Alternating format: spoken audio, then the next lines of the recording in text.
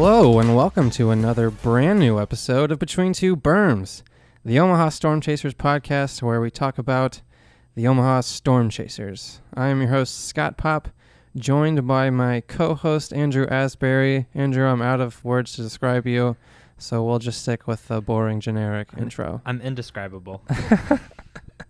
There you go, indescribable. That works too. I think we're almost recovered from Super Bowl Sunday. Feeling much better than we recorded the last podcast on Monday, that's for sure. Oh, man. Well, tell the fans about our next guest. I'm super excited to have this guy on. He was one of my favorites last season. I obviously didn't get to converse with him much because he was only here for about 20 games or so. But you could just tell, just watching him in the dugout, just what a joy he was and what a huge locker room presence he was. Yeah, so we're going to be joined by Royals outfielder Nick Heath. He is at InHeathWeTrust on Twitter. He is on the Royals 40-man roster. Obviously, like Asbury said, he was here in Omaha. He's also rated as the Royals' fastest base-running prospect on Baseball America's 2020 rankings, and he's quite a character.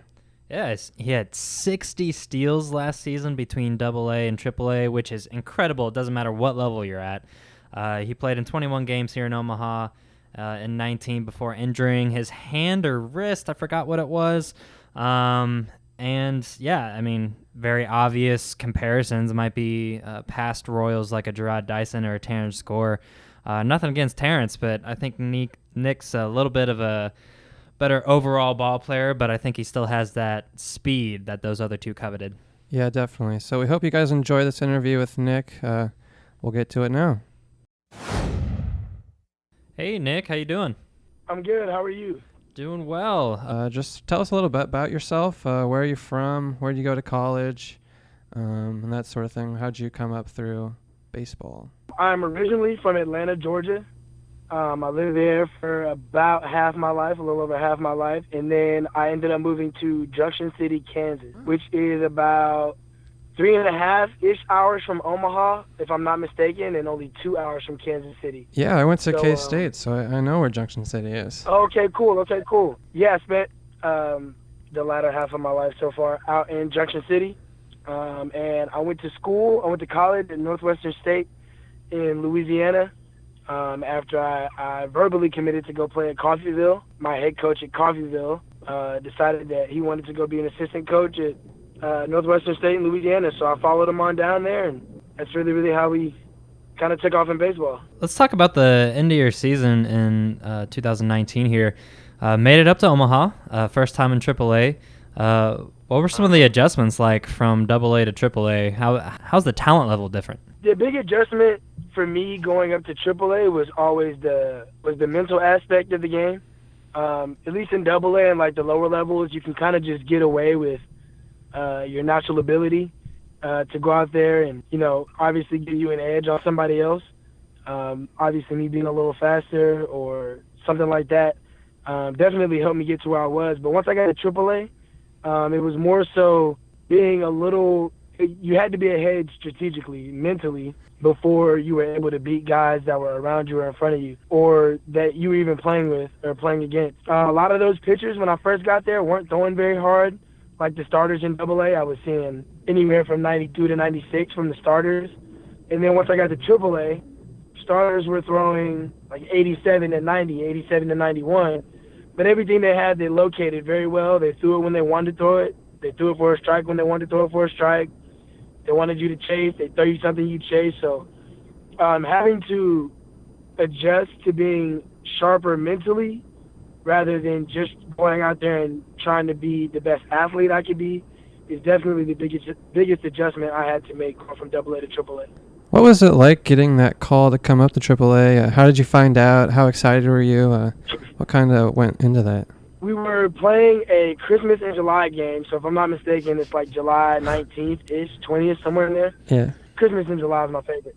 But after the game, I get called into our office, and DK, who was our manager, he kind of played this prank on me. And during the game, me and an outfielder had a mishap, which thankfully we got out of. But we had a mishap. So I come in after the game. He tells me to close the door behind me, and I'm like, what did I do wrong today? Did I do anything wrong today? Like, that was the first thing that was going through my head. And he was kind of getting on me. He goes, what the heck happened out there in center field today? Like, what were you thinking? What were you doing? And I was like, man, I thought I played a good game, if you ask me. And I was like, I know I messed up, but I thought we had a good game today. We won the game. I was like, why are you yelling at me? What's the need? Like, why am I being yelled at right now? And he gets this little grin on his face, and the door opens up behind me, and all of our coaching staff walks in. So the next thing that's going through my head is, they're about to cut me. I'm like, I'm about to go home. Oh, my gosh. I'm like, please don't let today be the day this happens. He kind of just smiled at me and was like, hey, man, like, it's been a pleasure coaching you. So the way he was saying it, I was like, I'm going home. Oh. I gotta pack my stuff. So morbid. I'm about to take a hike tomorrow. Yeah. So I tried to cut him off, and I was like, hey, man, if this is bad, like, can we save it until after I get dressed? He was like, no, man, it's good. They're calling you up to AAA. It's been an honor to coach you. It's been fun playing with you this season, watching you grow into a man and a different player and stuff like that. So I gave them all hugs. They congratulated me, and first thing I did was call my mom. My mom was kind of crying a little bit. Then I called my sister. My sister cried a little bit. So the whole thing was a fun experience. The whole thing was a good experience. Obviously, going up one more level and being closer to where you want to be is exactly what we want to happen. So Yeah, so obviously you came up to Omaha here. What were your kind of first impressions of the city, speaking on off days and getting to explore a little bit? Did you get much chance to get out and see the city? So me and Heath Fieldmeyer stayed in Omaha. Obviously, no knock on Papillion, but there's not a ton to do there. It's not a ton. It's not the most amazing place to go for early 20-something or mid 20-something, but obviously we make the most of it. Mm-hmm. A lot of guys get together and hang out. Like I said, we find a place to go watch sports or go play pool or go eat dinner or do something together. So there was a bowling alley we went to a few times, but other than that, man, I just try to stay on top of my game, so I stay in the house most of the time. So did you room with Heath? I wrote Heath. So that must have been a little confusing. 2 Heaths under the same house. So every time we introduce ourselves, I introduce myself as Heath, and he introduces himself as Heath. So we like to throw people for a loop. But, like, obviously, when we're in the locker room together and somebody else Heath, you get 2 heads turned, and they're like, no, the outfielder, or no, the pitcher. We're just, so you call me Nick instead and call him Heath, or they call him Fieldmeyer. We went through, like, a 2-week process where we didn't know where we were supposed to go because somebody was always calling one of us. So a great story that we shared here on our podcast in an earlier episode. Obviously, you got injured later on in the season. You were just kind of sitting the bench, and you were pretty entertaining while you were doing so. One of the days of which you went up to our photographer, Minda, and you're just like, "Hey, can I borrow the camera?" And then, man, you went to town. She's the absolute best. You went to town. I've honestly impressed. Was this your first time handling a professional camera like that? That's my first time ever taking an action shot of anything.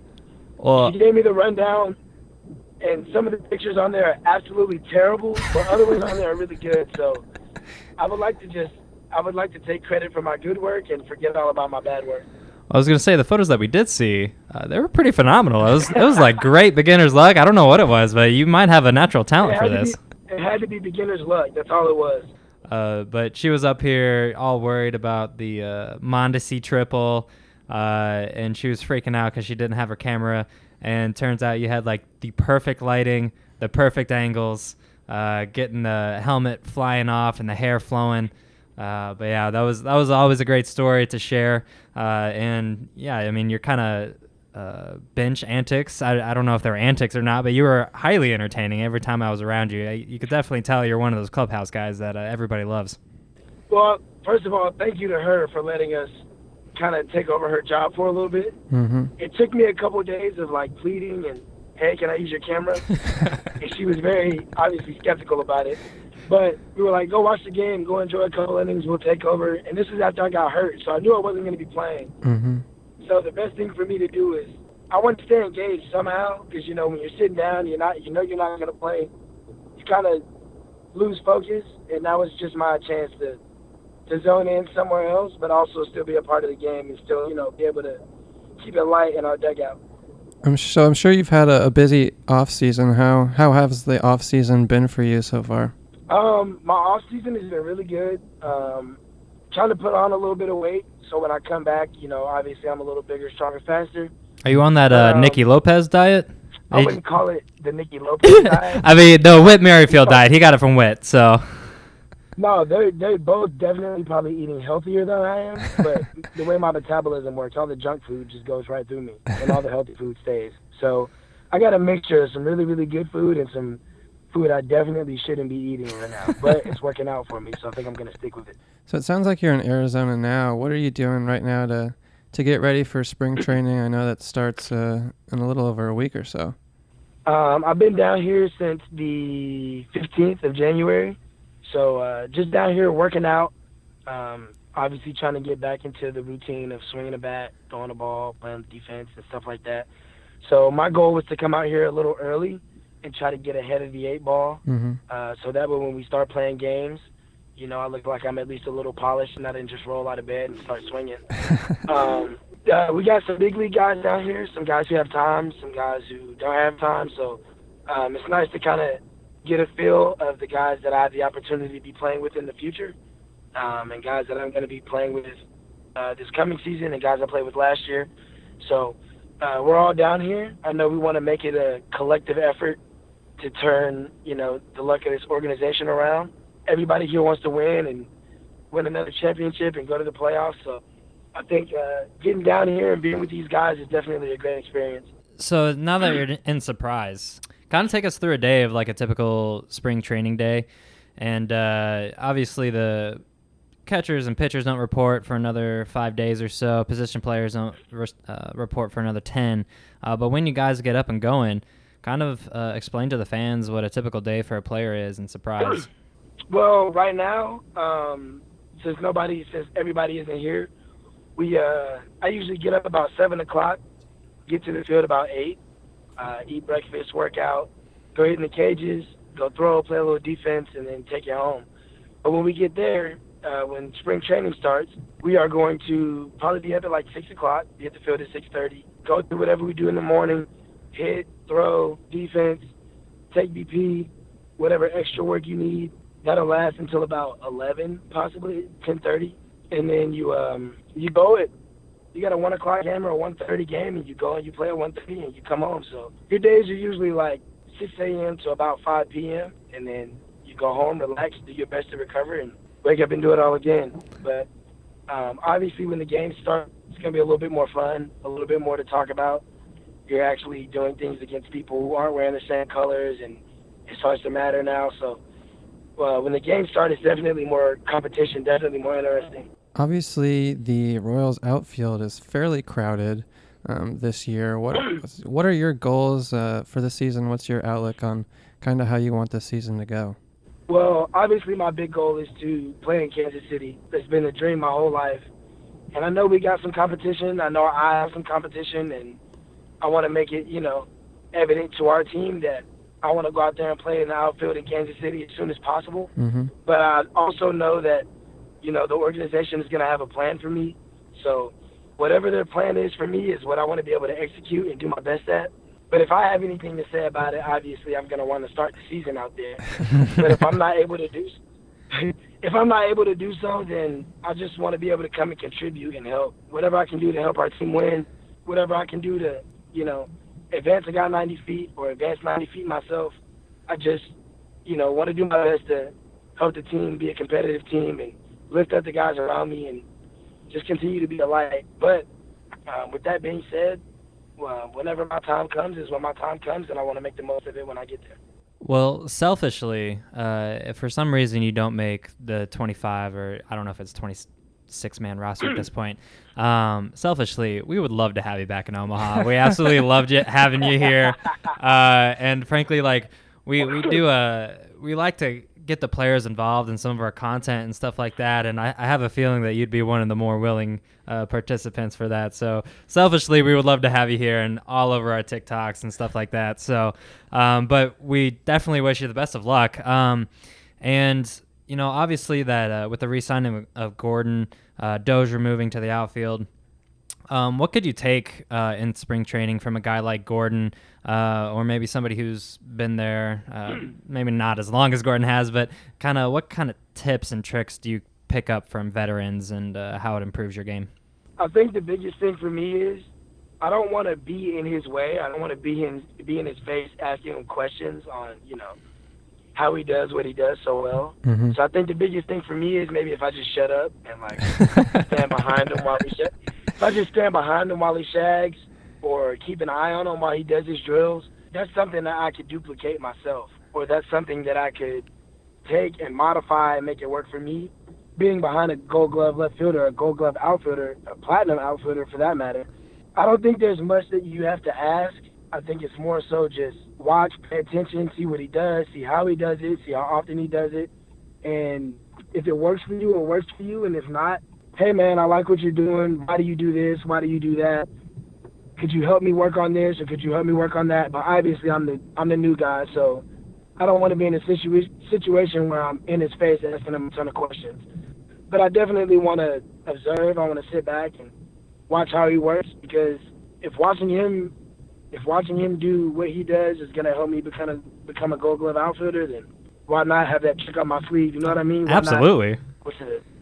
Why not be able to watch what experience does, and then when I get my opportunity, show off the work that I put in and show off that, I can either take a little instruction or I can be observant as to what works around me. All right, so obviously one of your biggest strengths is your legs, incredibly fast. 60 steals last year between AA and AAA. Very impressive. It doesn't matter what level you're at.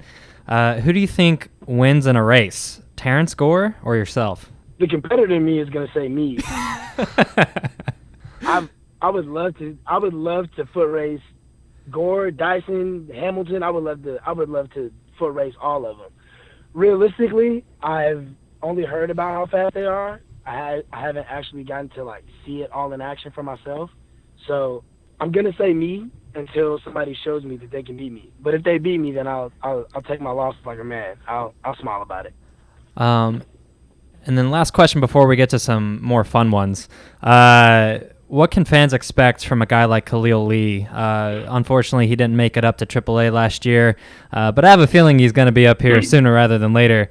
Obviously, being teammates, what can you tell us about him? Listen, the kid he's electric. You know what I mean? He's one of those guys that when you have him in a lineup, you know that at any point in the game he can make a difference. Whether it be a swing of a bat, when he's in the outfield, he can go dive and make a play. He can throw somebody out. Obviously, me and him running the bases together was a blast. So I've only played with him the last 2 seasons. So I'm still kind of learning who he is as a player, still obviously trying to build our chemistry as teammates, because we know one day we're either going to be in the same outfield or we're going to be in opposing outfield. So whatever you may have, the kid's electric. He's one of the best baseball players I've ever personally come across, especially at such a young age. He's talented. He's got his head on his shoulders. He works hard, and he's bright. He's got a good smile. He always brings energy to the field. He always interacts with fans. He's a good kid, and I think that fans should be really excited to see somebody like that, who probably doesn't come along very often. They should be excited to see him in Omaha, and I know he'll be there soon, and I know he'll be in Kansas City soon. So Khalil's one hell of a ball player, and if you haven't seen him play yet, you need to find out a way to go watch him play. I can't wait. All right, so we always like to end with a few random questions. So I got 5 rapid-fire questions for you. Ready? All right, love it. All right, favorite sports team? Favorite sports team? The Atlanta Braves. Atlanta Braves. Favorite food? Favorite food? Sushi. Sushi. Ooh, I like that. Okay. All right, favorite video game? Sushi. Favorite video game? 2K, NBA 2K. Solid. Favorite TV show? Favorite TV show? Oh my God, Martin. Have Martin? you ever heard of the show Martin? I have. Martin Lawrence, right? Yes, that is my show. I can watch it all day. All right, last one. Favorite minor league theme night? Favorite minor league teammate? DJ Berms. All right, there we go. That's all I got. Asper, anything else? That's all I got. It's been a joy to have you on. Like I said, if you don't make it up with the Royals, which you're on the 40-man, so you have a better chance than most. Congratulations on that, by the way, making it up to the 40-man. Thank you. But if you don't make it up with in Kansas City, we can't wait to have you here. And I know the fans are going to love you no matter where you're at. So. Hey, I'm sure we'll run into each other again. I know we will. But regardless of where it is, it's been a pleasure working with you guys, and thank you guys for making my stay in Omaha so far a good one. Yep. Thanks Absolutely. for joining us, Nick. All right, cool. Thank you guys for having me, man. Yeah, we appreciate you having on. All right, guys. Have a good one. You too. Don't forget to give Nick a follow at NHeathWeTrust on Twitter. He's a great follow. And don't forget to follow us on our social media feeds.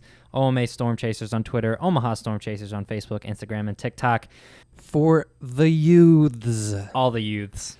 Dang youths. They're everywhere these days. All right, make sure to give us 5-star reviews. Maybe even leave us a comment. Asbury. Wait, real quick. Shout out to... Oh, I need to look it up. Oh, no. Shout out Joe. We got our first fan mail from a loyal Between Two Berms listener. Joe, we appreciate you, buddy. Joe, first fan mail. You might have been asking a question, but it doesn't matter. That's what we're here for. Still counts. It's posted up on our bulletin board. First fan mail. Love it. So if you want to leave us an email like Joe did. The info is on our website. Ah. All right, say bye, Asbury. Okay, bye. We'll see you next time on Between Two Berms.